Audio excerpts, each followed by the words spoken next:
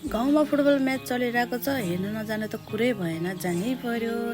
Hello everyone, it's me Ramita. Welcome to my mini blog. यो video पनि फेरि अन्तिमसम्म हेरेर साथ अनि सपोर्ट गरिदिनु होला। छिटो मिठो भिडियो ल्याएको छ हजुरहरूको लागि। हामी चाहिँ मैदानमा पनि पुगिसक्यो। मैदानमा पुग्ने बित्तिकै मैले चाहिँ मेरो बहिनीलाई मोबाइल दिएको थिएँ, भ्लग गर है भनेर। उसले चाहिँ उसको साथीहरू भएको ठाउँमा लगेर पुरै भ्लग गरिराख्यो। अनि ऊ चाहिँ मेरो साथी, भाउजू अनि बुहारी हो। अनि हामी चाहिँ खेल सुरु हुनुभन्दा नि हामीलाई चाहिँ भोक लागेर हामीले खाइसकेको थियो कि। अनि खाँदा खाँदै फोटो खिचौँ न त भनेर 2-4वटा फोटो पनि खिचेँ साथी र मैले। हामी गएको 5 मिनट नहुँदै फाइनली गेम पनि सुरु हुन लागिसकेको रहेछ।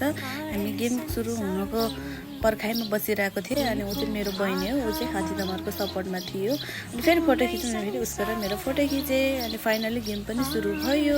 गेम त सुरु भयो साथीहरू, तर के गर्नु त्यहाँ चाहिँ झगडा पऱ्यो कि। मलाई थाहा थियो कि यस्तै झगडा पर्छ भनेर, झगडा परेरै छाडेँ कि। अनि उहाँ चाहिँ मेरो बुहारी र भाउजूले चाहिँ यो भएन के गरेँ यस्तो भन्दै चिचाउँदै थिएँ कि। अनि त्यही मैले उनीहरूको पनि भिडियो बनाइदिएँ।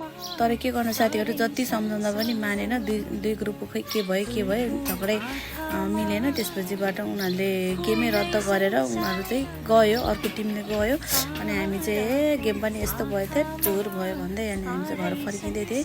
घर फर्किने बेलामा फेरि भिडियो बनायो। मेरो मिनी ब्लग यहीँ सक्यो। थ्याङ्क यू साथीहरू, बाई बाई। यस्तै भिडियो हेर्नको लागि फेरि पनि सपोर्ट गर्नु होला।